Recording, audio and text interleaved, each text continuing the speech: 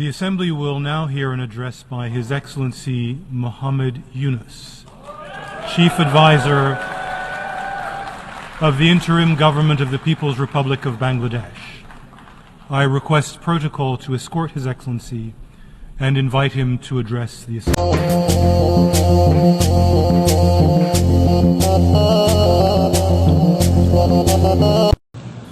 Bismillahirrahmanirrahim.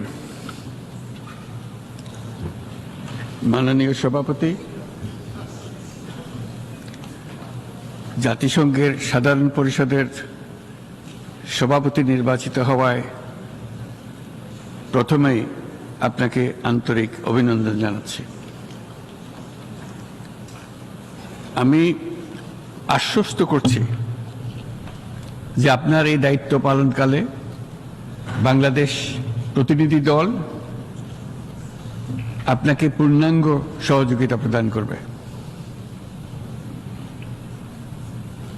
জাতিসংঘের ম্যান্ডেটকে সমুন্নত রেখে বৈশ্বিক সংকট সমূহ নিরসনে মহাসচিব অ্যান্টোনিও গুতেরেসের দৃঢ় প্রতিজ্ঞ সাফল্যমণ্ডিত নেতৃত্বের জন্য তাকেও জানাই আন্তরিক সাধুবাদ। সামিট অব দ্য ফিউচার আয়োজনে আমি মহাসচিবের দূরদর্শী ভূমিকার বিশেষ প্রশংসা করছি। সম্মেলনে যে pact for the future and declaration on future generations সর্বসম্মতভাবে গৃহীত হয়েছে, তা এজেন্ডা 2030 পরবর্তী বৈশ্বিক উন্নয়ন কর্মপন্থা নির্ধারণে বিশেষ সহায়ক হবে বলে আমি মনে করি। বাংলাদেশ বিশ্বাস করে যে এই সম্মেলনের অর্জন বৈশ্বিক সমৃদ্ধি অর্জনের জন্য আমাদের সবার অভিপ্রায় ও সহযোগিতা কাঠামো প্রণয়নে দিক নির্দেশক হিসেবে কাজ করবে। এই জুলাই আগস্ট মাসে বাংলাদেশে যে যুগান্তকারী পরিবর্তন সংগঠিত হয়েছে তার প্রেক্ষিতেই আজ আমি বিশ্ব সম্প্রদায়ের এই মহান সংসদে উপস্থিত হতে পেরেছি। আমাদের গণমানুষের, বিশেষ করে তরুণ সমাজের অফুরন্ত শক্তি আমাদের বিদ্যমান রাষ্ট্র কাঠামো ও প্রাতিষ্ঠানিক আয়োজনগুলো আমূল রূপান্তরের এক নতুন সম্ভাবনার দ্বার উন্মোচন করেছে। আমাদের ছাত্র ও যুব সমাজের আন্দোলন প্রথম দিকে মূলত ছিল বৈষম্য বিরোধী আন্দোলন, পর্যায়ক্রমে তা গণ আন্দোলনের রূপ নিয়েছে।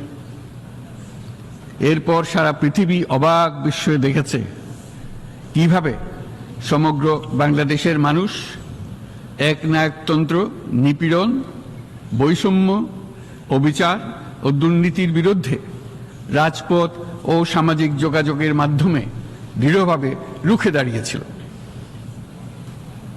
আমাদের ছাত্র জনতা তাদের অদম্য সংকল্প ও প্রত্যয়ের মাধ্যমে একটি স্বৈরাচারী ও অগণতান্ত্রিক শাসন ব্যবস্থা থেকে আমাদের মুক্তি এনে দিয়েছে। তাদের এই সংকল্পের মধ্যেই আমাদের দেশের ভবিষ্যৎ নিহিত।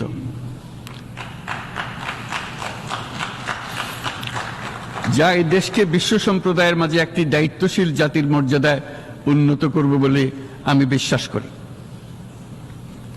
এই গণ আন্দোলন রাজনৈতিক অধিকার ও উন্নয়নের সুবিধা বঞ্চিত বাংলাদেশের আপামর জনসাধারণকে ঐক্যবদ্ধ করেছে। বাংলাদেশের মানুষ উন্নয়ন কর্মকাণ্ডকে অন্তর্ভুক্তিমূলক অংশীদারিত্ব রূপে দেখতে চেয়েছিল। আমাদের জনগণ একটা ন্যায্য, অন্তর্ভুক্তিমূলক ও কার্যকর গণতন্ত্রের জন্য লড়াই করেছে, যার জন্য আমাদের নতুন প্রজন্ম জীবন উৎসর্গ করেছে। আমাদের এই তরুণরা যে প্রজ্ঞা, সাহস ও প্রত্যয় দেখিয়েছে তা আমাদের অভিভূত করেছে, সারা বিশ্ববাসীকে অভিভূত করেছে। বন্দুকের গুলি উপেক্ষা করে বুক পেতে দাঁড়িয়ে গিয়েছিল আমাদের এই তরুণরা। অবৈধ রাষ্ট্র ক্ষমতার বিরুদ্ধে প্রবলভাবে সোচ্চার হয়েছিল আমাদের তরুণ তরুণীরা। স্কুল পড়ুয়া কিশোর কিশোরীরা, তারা নিঃসঙ্গ চিত্তে উৎসর্গ করেছিল তাদের জীবন। শত শত মানুষ চিরতরে হারিয়েছে তাদের দৃষ্টিশক্তি। আমাদের মায়েরা, দিনমজুরেরা ও শহরের অগণিত মানুষ তাদের সন্তানদের কাঁধে কাঁধ মিলিয়ে নেমেছিল রাজপথে। তপ্ত রোদ, বৃষ্টি, মৃত্যু ভয়কে তোয়াক্কা না করে তারা সত্য ও ন্যায়সঙ্গত আকাঙ্ক্ষার বিরুদ্ধে দীর্ঘকালব্যাপী রাষ্ট্রযন্ত্রকে পরিচালনা করার অশুভ ষড়যন্ত্রকে পরাভূত করেছিল। জনগণের এই আন্দোলনে আমাদের জানা মতে প্রায় 800-এরও বেশি জীবন আমরা হারিয়েছি স্বৈরাচারী শক্তির হাতে। উদারনীতি, বহুত্ববাদ ও ধর্মনিরপেক্ষতার উপর মানুষের গভীর বিশ্বাস থেকেই বাংলাদেশ রাষ্ট্রের অভ্যুদয় হয়েছিল। 1971 সালে যে মূল্যবোধকে বুকে ধারণ করে আমাদের গণমানুষ যুদ্ধ করেছিল, সেই মূল্যবোধকে বহু বছর পরে আবার জেনারেশন জি, যে প্রজন্ম জি, নতুনভাবে আমাদেরকে দেখতে শিখিয়েছে। এরকমটি আমরা দেখেছিলাম 1952 সালের ভাষা আন্দোলনে, বাংলাকে মাতৃভাষা হিসেবে প্রতিষ্ঠার সময়। বাংলাদেশের এই অভ্যুত্থান আগামী দিনগুলোতে বিশ্বের বিভিন্ন প্রান্তে মানুষকে মুক্তি ও ন্যায় বিচারের পক্ষে দাঁড়াতে প্রেরণা যোগাবে। আমাদের মুক্তি ও গণতান্ত্রিক আকাঙ্ক্ষাকে বাস্তবে রূপ দিতে আমি তাই আজ বিশ্ব সম্প্রদায়কে আমাদের নতুন বাংলাদেশের সঙ্গে সম্পৃক্ত হওয়ার উদাত্ত আহ্বান জানাচ্ছি। মাননীয় সভাপতি, যে রাষ্ট্র কাঠামো দুঃসহ হয়ে গেছে তার পুনর্গঠনের জন্য আমাদের তরুণরা, দেশের আপামর জনসাধারণ একমত হয়ে আমার এবং আমার উপদেষ্টা পরিষদের উপর আস্থা রেখে সরকার পরিচালনার এক মহান দায়িত্ব আমাদের উপর ন্যস্ত করেছে। এই দায়িত্ব গ্রহণের পর আমরা গভীর বিস্ময় ও হতাশার সঙ্গে মুখোমুখিভাবে দেখতে পাচ্ছি কিভাবে সর্বগ্রাসী দুর্নীতি একটি কার্যকর গণতান্ত্রিক ব্যবস্থাকে ধ্বংসস্তূপে পরিণত করেছে, কিভাবে রাষ্ট্রের মূল প্রতিষ্ঠানগুলোকে নির্মমভাবে দলীয়করণের আবর্তে বন্দী করে রাখা হয়েছিল, কিভাবে জনগণের অর্থকে লুটপাট করা হয়েছিল, কিভাবে একটি বিশেষ স্বার্থান্বেষী গোষ্ঠী সমস্ত ব্যবসা বাণিজ্যকে অন্যায়ভাবে নিজেদের হাতে কুক্ষিগত করে দেশের সম্পদ অবাধে বিদেশে পাচার করে দিয়েছে। এক কথায়, কিভাবে প্রত্যেকটি পর্যায়ে ন্যায় ও নীতি ও নৈতিকতা অদৃশ্য হয়ে গিয়েছিল। এরকম এক অবস্থার দেশকে পুনর্গঠন এবং জনগণের কাঙ্ক্ষিত রাষ্ট্র ব্যবস্থা প্রতিষ্ঠিত করার জন্য আমাদের উপর দায়িত্ব প্রদান করা হয়েছে। অতীতের ভুলগুলোকে সংশোধন করে একটা প্রতিযোগিতামূলক ও শক্তিশালী অর্থনীতি এবং ন্যায়ভিত্তিক সমাজ ব্যবস্থা গড়ে তোলাই এই মুহূর্তে আমাদের মূল লক্ষ্য। বর্তমান পরিবর্তিত পরিস্থিতিতে সকল রাজনৈতিক দল এখন স্বাধীনভাবে তাদের মতামত প্রকাশ করতে পারছে। যে সব ব্যক্তি বা প্রতিষ্ঠান রাষ্ট্রীয় কাজ ও সিদ্ধান্ত গ্রহণ করার প্রক্রিয়ায় সম্পৃক্ত, তাদের প্রত্যেকের জবাবদিহিতা নিশ্চিত করাই আমাদের অগ্রাধিকার। আমরা মানুষের মৌলিক অধিকারকে সমুন্নত ও সুরক্ষিত রাখতে দৃঢ় প্রতিজ্ঞ। আমাদের দেশের মানুষ মুক্তভাবে কথা বলবে, ভয়ভীতি ছাড়া সমাবেশ করবে, তাদের পছন্দের ব্যক্তিকে ভোট দিয়ে নির্বাচিত করবে, এটাই জাতির আকাঙ্ক্ষা এবং এটাই আমাদের লক্ষ্য। বিচার বিভাগের স্বাধীনতা সংরক্ষণ ও সাইবার ডোমেইন সহ গণমাধ্যমের স্বাধীনতা সুসংহতকরণে আমরা প্রতিজ্ঞাবদ্ধ। আমাদের একজন কৃষক বা একজন শ্রমিকের সন্তানও যেন সমাজের সর্বোচ্চ শিখরে পৌঁছতে পারে, সেই লক্ষ্যে বিশালকার অবকাঠামো নির্মাণের বদলে স্বাস্থ্য ও শিক্ষা খাতে বরাদ্দ বৃদ্ধির আমরা গুরুত্ব আরোপ করছি।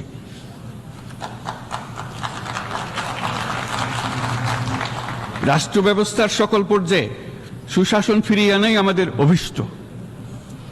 বাংলাদেশে যেসব আন্তর্জাতিক, আঞ্চলিক এবং দ্বিপাক্ষিক চুক্তির পক্ষভুক্ত, সেগুলো প্রতিপালনে আমাদের সরকার বদ্ধপরিকর। জাতিসংঘ সহ বহুপাক্ষিক বিশ্ব কাঠামোতে বাংলাদেশের সক্রিয় অংশগ্রহণ ও অবদান অব্যাহত থাকবে। পারস্পরিক শ্রদ্ধাবোধ মর্যাদা ও স্বার্থরক্ষণের ভিত্তিতে বাংলাদেশ বিশ্বের সকল রাষ্ট্রের সাথে বন্ধুত্বপূর্ণ সম্পর্ক বজায় রাখবে। মাননীয় সভাপতি, গত 7 সপ্তাহের মধ্যে আমাদের সরকার বিভিন্ন গুরুত্বপূর্ণ পদক্ষেপ গ্রহণ করেছে। আমাদের অনুরোধে সাড়া দিয়ে জাতিসংঘের মানবাধিকার বিষয়ক হাই কমিশনার বাংলাদেশের গণ আন্দোলনকালে সংগঠিত মানবাধিকার লঙ্ঘনের বিষয়ে বিস্তৃত অনুসন্ধান এবং এইসব বিষয়ে ঘটনার পুনরাবৃত্তি রোধে পরামর্শ প্রদানের জন্য একটা ফ্যাক্ট ফাইন্ডিং কমিশন গঠন এবং তার কাজ শুরু করার জন্য দ্রুত বাংলাদেশে পাঠিয়ে দিয়েছে। আমি তাকে বাংলাদেশের পক্ষ থেকে অশেষ ধন্যবাদ জানাচ্ছি। দায়িত্বভার গ্রহণের 2 সপ্তাহের মধ্যে আমরা গুম প্রতিরোধে যে আন্তর্জাতিক কনভেনশন রয়েছে তাতে যোগদান করেছি।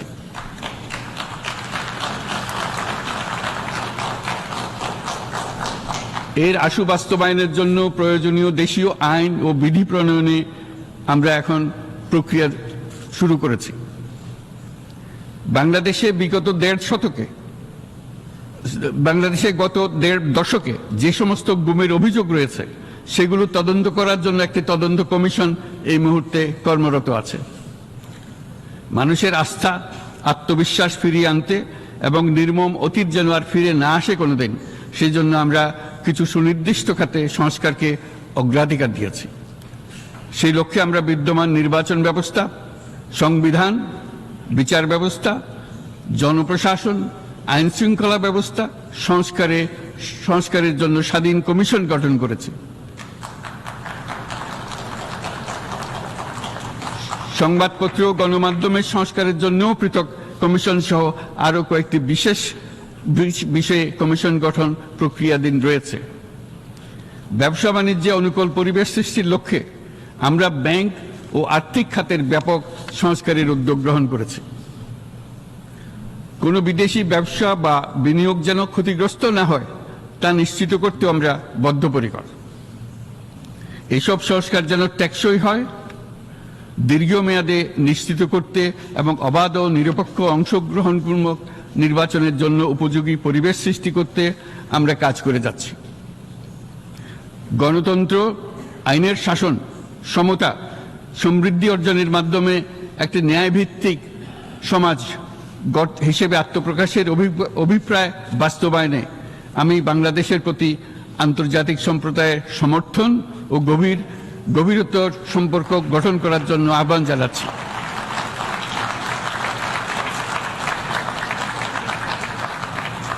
মাননীয় সভাপতি, বাংলাদেশ মনে করে যে শান্তি রক্ষা ও সংঘাত মোকাবেলা জনগণের সমৃদ্ধি নিশ্চিত করার মূল চালিকা শক্তি। সাম্প্রতিক বিপ্লবকালে আমাদের ইতিহাসের সবচেয়ে কঠিনতম সময়ে জনগণের মুক্তির আকাঙ্ক্ষা পূরণে তাদের পাশে দৃঢ়ভাবে দাঁড়িয়ে আমাদের সাহসী সশস্ত্র বাহিনী সমূহ আরও একবার শান্তির প্রতি তাদের অঙ্গীকার প্রমাণ করেছে।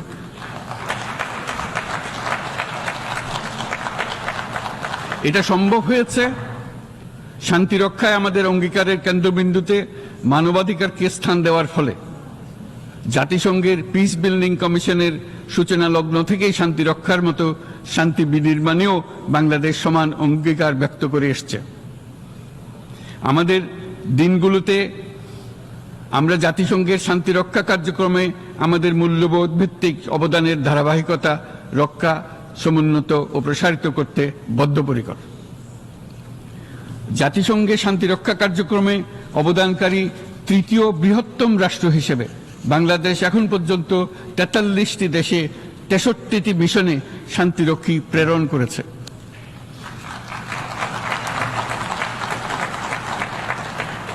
বসনিয়া থেকে শুরু করে কঙ্গো পর্যন্ত বিশ্বের বিভিন্ন প্রান্তে এসব মিশনে দায়িত্ব পালনকালে 168 জন বাংলাদেশি শান্তিরক্ষী নিজেদের জীবন বিসর্জন দিয়েছে।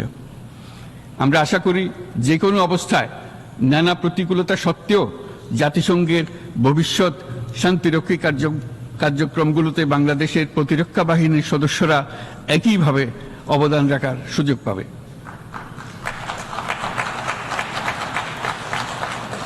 মাননীয় সভাপতি, আমাদের সকলের বাসস্থান এই পৃথিবী বৈশ্বিক অগ্রাধিকারগুলোকে সঠিকভাবে নির্ণয় করতে আগ্রহী।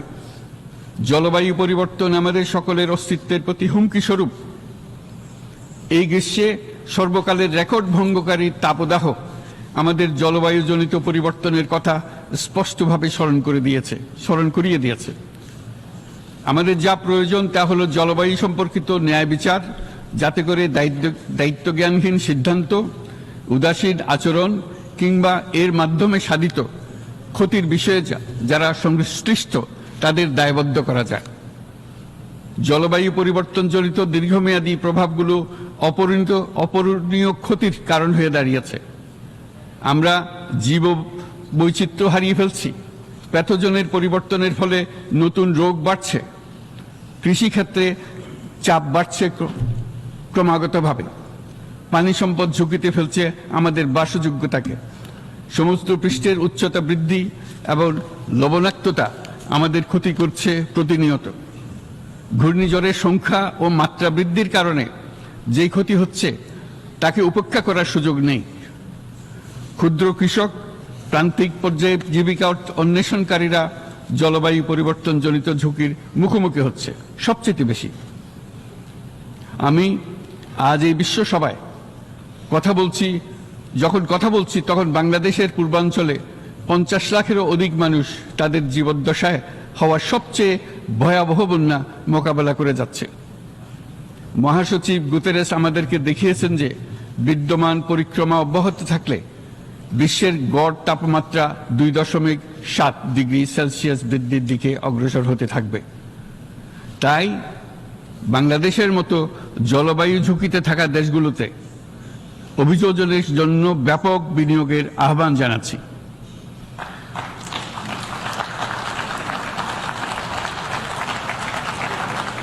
এছাড়াও উদ্ভাবনী শক্তির প্রয়োগ, অতিরিক্ত অর্থায়নের মাধ্যমে লস এন্ড ড্যামেজ ফান্ডকে কার্যকর করার আমাদের জন্য অত্যন্ত গুরুত্বপূর্ণ।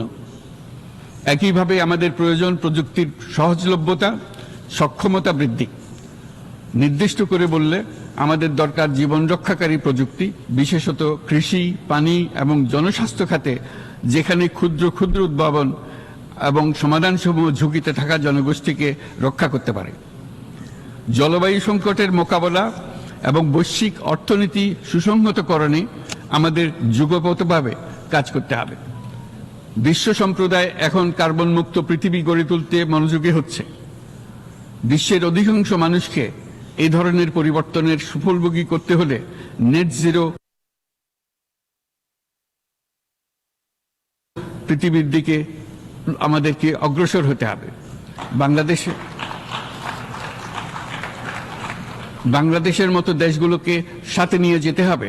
তা না হলে পারস্পরিক দায়িত্ববোধের মাধ্যমে পারস্পরিক সমৃদ্ধি অর্জনে আমাদের সার্বজনীন অঙ্গীকার পূরণে পিছিয়ে পড়ব আমরা। এই ক্ষেত্রে আমি বিশ্বাস করি সমগ্র বিশ্ব একসাথে 3-0 লক্ষ্য অর্জনের ধারণা বিবেচনা করে দেখতে পারে, যার মাধ্যমে আমরা শূন্য দারিদ্র্য, শূন্য বেকারত্ব এবং শূন্য নেট কার্বন নিঃসরণ অর্জন করতে পারি। যেখানে পৃথিবীর প্রতিটি তরুণ তরুণী চাকরি প্রার্থী না হয়ে বরং উদ্যোক্তা হিসেবে নিজেকে প্রতিষ্ঠিত করার সুযোগ পাবে। তারা যেন এই সম্পদের সীমাবদ্ধতা সত্ত্বেও নিজ নিজ সৃজনশীলতার বিকাশ করতে পারে, যেখানে একটি ব্যবসায়িক উদ্যোগ সামাজিক সুফল, অর্থনৈতিক মুনাফা এবং প্রকৃতির প্রতি দায়িত্বশীলতার মধ্যে একটি চমৎকার ভারসাম্য আনতে পারে, যেখানে সামাজিক ব্যবসার মাধ্যমে যে কোনো ব্যক্তি ভোগবাদী জীবনধারা থেকে উত্তরণ করে সামাজিক ও অর্থনৈতিক পরিবর্তনের সৃজনশীল শক্তি হিসেবে নিজেকে প্রতিষ্ঠিত করতে পারে।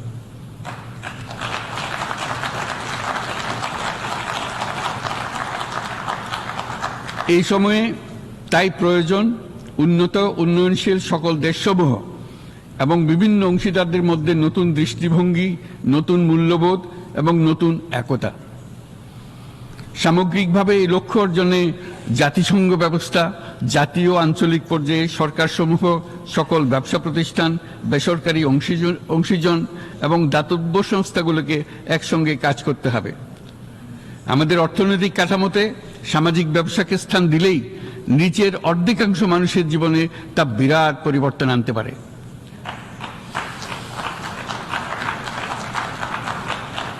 এই পদক্ষেপ একই সঙ্গে জলবায়ুর ধ্বংসাত্মক গতিকে সফলভাবে রোধ করতে পারে এবং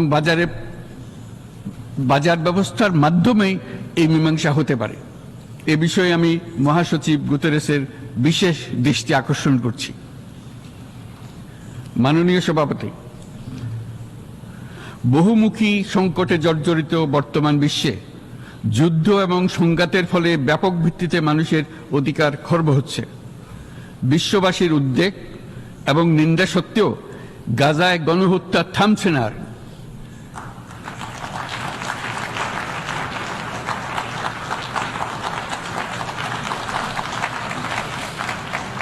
ফিলিস্তিনের মতো বিদ্যমান বাস্তবতা কেবল আরব কিংবা মুসলমানদের জন্যই উদ্বেগজনক নয়, বরং তা সমগ্র মানব জাতির জন্যই উদ্বেগের বিষয়।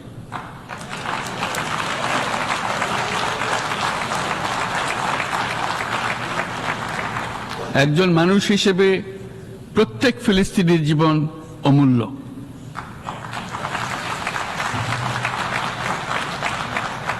ফিলিস্তিনের জনগণের বিরুদ্ধে যে মানবতা বিরোধী অপরাধ হচ্ছে তার জন্য সংশ্লিষ্ট সকলকে দায়বদ্ধ করতে হবে।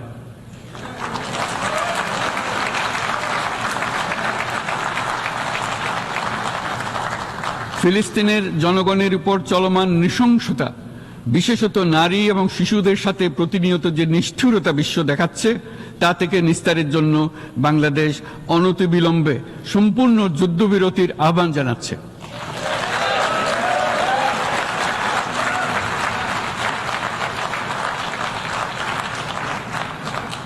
দ্বিরাষ্ট্রভিত্তিক সমাধানেই মধ্যপ্রাচ্যে টেকসই শান্তি আনতে পারবে। তাই জাতিসংঘ সহ আন্তর্জাতিক সম্প্রদায়ের সকলকে এর বাস্তবায়নের জন্য এখনই উদ্যোগ নিতে আহ্বান জানাচ্ছি।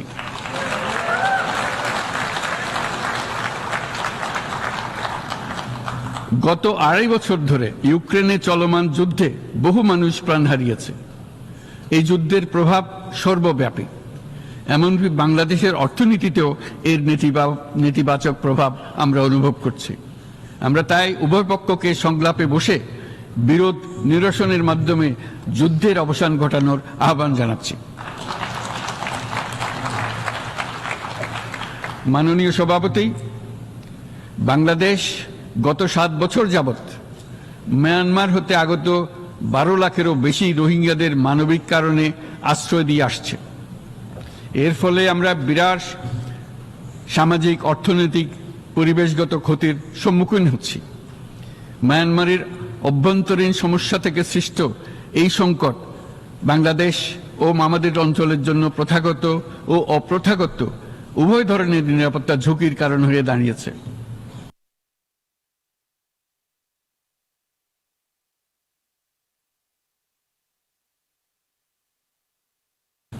মিয়ানমার থেকে বাংলাদেশে বলপূর্বক বাস্তুচ্যুত রোহিঙ্গাদের সহায়তা করতে আমরা অঙ্গীকারবদ্ধ।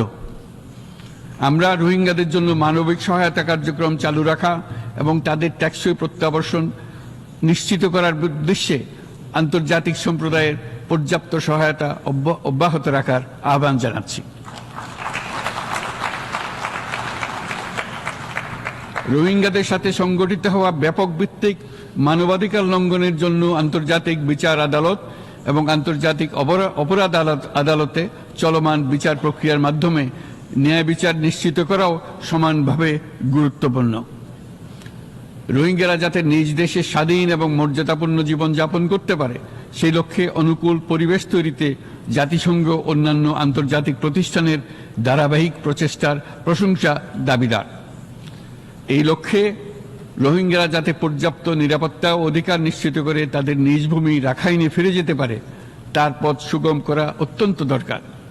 মিয়ানমারে প্রতিনিয়ত পরিবর্তনশীল অবস্থা বিবেচনায় রেখে বাংলাদেশ আন্তর্জাতিক সম্প্রদায়ের সাথে একযোগে রোহিঙ্গাদের নিজ দেশে মর্যাদাপূর্ণ টেকসই প্রত্যাবর্তনের জন্য পরিবেশ সৃষ্টিতে কাজ করতে প্রস্তুত।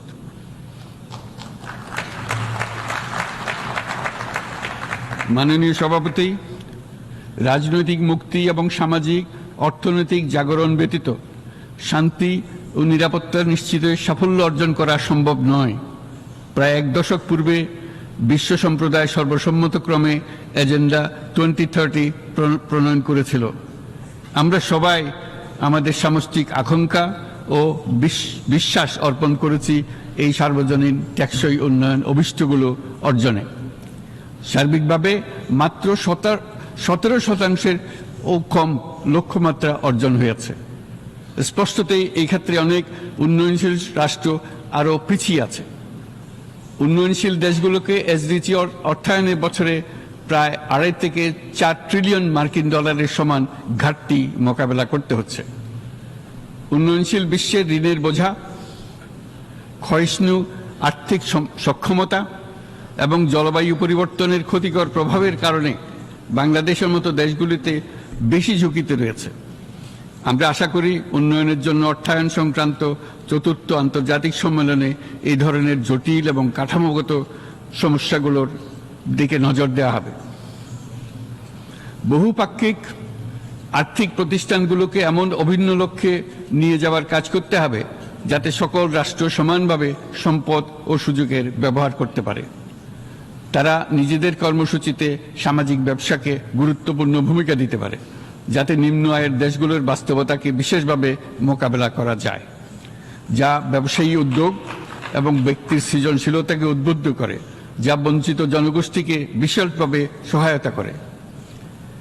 এই ক্ষেত্রে অবৈধ অর্থের প্রবাহ এবং উন্নয়নশীল দেশগুলো থেকে সম্পদ পাচার বন্ধ করা অত্যন্ত আবশ্যক। উন্নয়নশীল দেশগুলো থেকে পাচার হয়ে যাওয়া সম্পদ ফেরত আনার জন্য আন্তর্জাতিক সহযোগিতা জোরদার করতে হবে। আমরা আশা করি কর ফাঁকি রোধে আন্তর্জাতিক কর কনভেনশন অতি শীঘ্রই গৃহীত হবে। মাননীয় সভাপতি, আমরা যে নিবিড়ভাবে সংযুক্ত বিশ্বে বসবাস করছি, সেখানে অভিবাসন এবং মানুষের অবাধ প্রবাহ এক অলঙ্ঘনীয় বাস্তবতা। বাংলাদেশি নাগরিকরা প্রতিনিয়ত বিভিন্ন দেশে অভিবাসী হিসেবে যাচ্ছেন। তারা বিভিন্ন দেশে তাদের কর্মসংস্থানের সন্ধানে আছেন।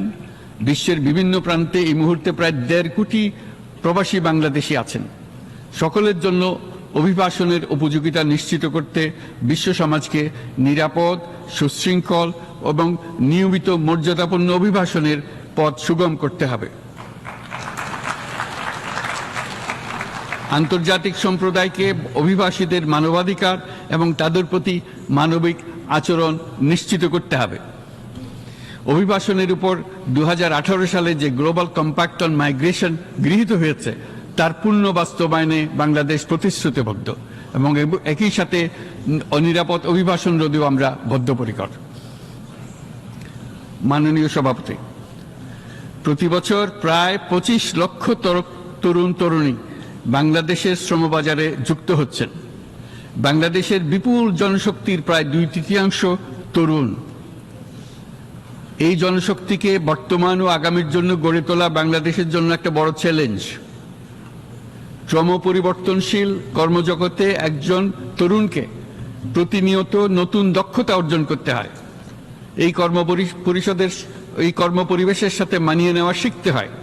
এই জন্য বাংলাদেশ যখন মধ্যম আয়ের দেশ হিসেবে উন্নতি হচ্ছে, তখন আমরা শিক্ষা এবং প্রযুক্তিগত সহায়তা লাভের উপর বিশেষ জোর দিচ্ছি। এবার কৃত্রিম বুদ্ধিমত্তার বিষয়ে আসি। কৃত্রিম বুদ্ধিমত্তার অভাবনীয় বিকাশ এবং এর বহুমাত্রিক প্রয়োগে বাংলাদেশ বিশেষভাবে আগ্রহী। আমাদের তরুণ সমাজ জেনারেটিভ আর্টিফিশিয়াল ইন্টেলিজেন্সের সম্ভাবনা নিয়ে উচ্ছ্বসিত। একজন বিশ্ব নাগরিক হিসেবে তারাও চায় নতুন পৃথিবীতে নিয়োজিত হতে, কর্মক্ষম হিসেবে নিজেকে গড়ে তুলতে। বাংলাদেশের মতো বৃহৎ তরুণ জনগোষ্ঠীর দেশ যাতে কৃত্রিম বুদ্ধিমত্তার প্রয়োগজনিত অর্জিত সুফল থেকে পিছিয়ে না পড়ে, বিশ্ব সম্প্রদায়কে তা নিশ্চিত করতে হবে। একই সঙ্গে নিশ্চিত করতে হবে যেন কৃত্রিম বুদ্ধিমত্তার কারণে কর্মক্ষেত্রে মানুষের চাহিদা ক্রমাগতভাবে সংকুচিত হয়ে না যায়। এই প্রসঙ্গে আমি উল্লেখ করি যে আমরা ভিন্ন একটা ইন্টেলিজেন্স, অটোনোমাস ইন্টেলিজেন্স অর্থাৎ যে কৃত্রিম বুদ্ধিমত্তা নিজেই নিজের কৃত্রিম বুদ্ধিমত্তাকে সম্প্রসারিত করতে পারে মানুষের কোনো হস্তক্ষেপ ছাড়াই, তার ব্যাপারে আমরা বৈজ্ঞানিকদের দৃষ্টি আকর্ষণ করতে চাই। তারা যেন এই ক্ষেত্রে অগ্রসর হওয়ার আগে মানুষের উপরে এর প্রভাব সম্বন্ধে নিশ্চিত হয়ে অগ্রসর হন। আমাদের ধারণা, অটোনোমাস ইন্টেলিজেন্স মানুষের অস্তিত্বকে বিপন্ন করে তুলতে পারে, কাজে এই ব্যাপারে আমাদের সম্পূর্ণ সজাগ থাকতে হবে। মাননীয় সভাপতি, আমাদের আসলে দরকার নতুন ধরনের সহযোগিতা কাঠামো, যেখানে বৈশ্বিক ব্যবসা ও জ্ঞানের অধিকারী গোষ্ঠী মানুষের চাহিদাগুলোকে যথাযথভাবে অনুধাবন করবে।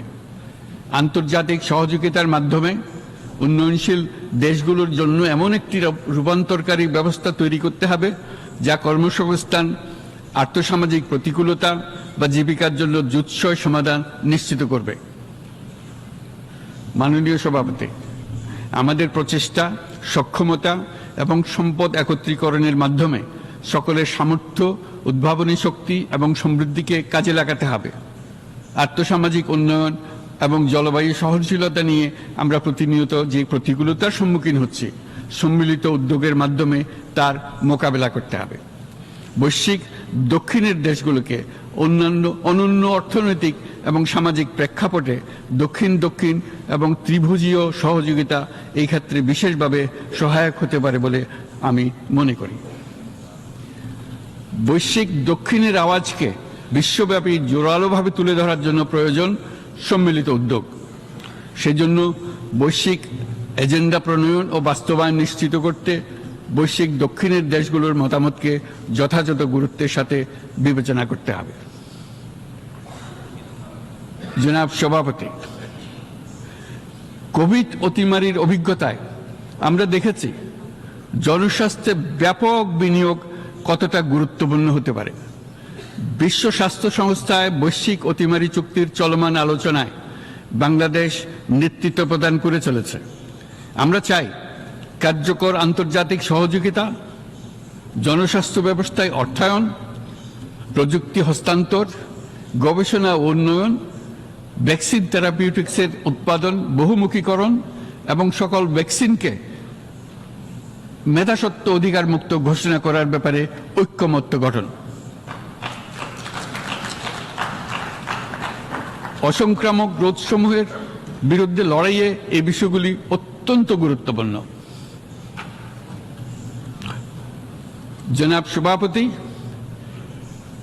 এবছর আমরা জাতিসংঘের সাথে বাংলাদেশের অংশীদারিত্বের সুবর্ণ জয়ন্তী উদযাপন করছি। গত 50 বছর ছিল আমাদের জন্য একটা পারস্পরিক শিক্ষণীয় সম্মিলিত যাত্রা।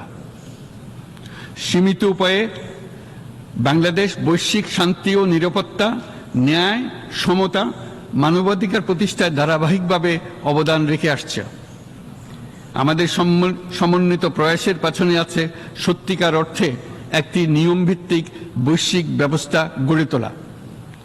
এই প্রসঙ্গে উদাহরণ হিসেবে আমি স্মরণ করছি 1999 সালে জাতিসংঘ সাধারণ পরিষদে ক্ষুদ্র ঋণের উপর গৃহীত রেজুলেশনের কথা। সেই সময় জাতিসংঘ 2005 সালকে ইয়ার অফ মাইক্রোক্রেডিট ঘোষণা করেছিল, যার ফলে ক্ষুদ্র ঋণ বিশ্বব্যাপী সম্প্রসারিত হবার সুযোগ পেয়েছিল। একই সময়ে বাংলাদেশের উদ্যোগে গঠিত হয়েছিল ফ্রেন্ডস অব মাইক্রোক্রেডিট। 2001 সাল থেকে সাধারণ পরিষদে কালচার অফ পিস সংক্রান্ত বাৎসরিক যে রেজলিউশন গৃহীত হয়ে আসছে, বা নিরাপত্তা পরিষদে নারী, শান্তি ও নিরাপত্তা সংক্রান্ত যে 1325 নম্বর রেজলিউশন গৃহীত হয়েছিল, তা বাংলাদেশের বিশ্বজনীন উদ্যোগগুলোর প্রতিফলন এবং অবদান। মাননীয় সভাপতি, আজ এই মহান বিশ্বসভায় বিশ্ব নেতৃবৃন্দের উপস্থিতিতে প্রতিধ্বনিত হচ্ছে শান্তি, নিরাপত্তা, ন্যায় বিচার প্রতিষ্ঠা এবং সম্পদের সুষম বন্টনের মাধ্যমে সকলের অন্তর্ভুক্তি নিশ্চিত করার আহ্বান। সদস্য রাষ্ট্র হিসেবে আমাদের প্রত্যেককে আজ গভীরভাবে অনুধাবন করতে হবে কিভাবে আমরা নারী, পুরুষ সকলের জন্য ও আগামীর দিনগুলোতে উদ্যোক্তা হবার সমান সুযোগ সৃষ্টি এবং তাদের ক্ষমতায়ন নিশ্চিত করতে পারি। সকল বৈশ্বিক সমস্যার সমাধানের জন্য আমাদের সবার হাতে যথেষ্ট সক্ষমতা, সম্পদ এবং উপায় রয়েছে। আসুন আমরা জাতীয় বা আন্তর্জাতিক যেসব প্রতিশ্রুতি দিয়েছি তা বাস্তবায়ন করি এবং অর্থনৈতিক ক্ষেত্রে সামাজিক ব্যবসার ধারণা প্রতিষ্ঠিত করে সকল প্রকার বৈষম্য ও অসমতার অবসানে ঐক্যবদ্ধভাবে আমরা কাজ করি। বাংলাদেশের তরুণরা প্রমাণ করেছে যে মানুষের স্বাধীনতা, মর্যাদা ও অধিকার সমুন্নত রাখার অভিপ্রায় কোনো উচ্চাভিলাষ নয়, বরং এটা সকলের নিশ্চিত প্রাপ্য। আজ এই মহান সমাবেশে আপনাদের উপস্থিতিতে শান্তি, সমৃদ্ধি ও ন্যায় বিচার নিশ্চিত করতে আন্তর্জাতিক, আঞ্চলিক এবং জাতীয় পর্যায়ে বাংলাদেশে তার ভূমিকাকে ক্রমাগতভাবে জোরদার করার নিশ্চয়তা দিচ্ছে। আজ আপনাদের সবাইকে শুভেচ্ছা জানাচ্ছি, ধন্যবাদ জানাচ্ছি।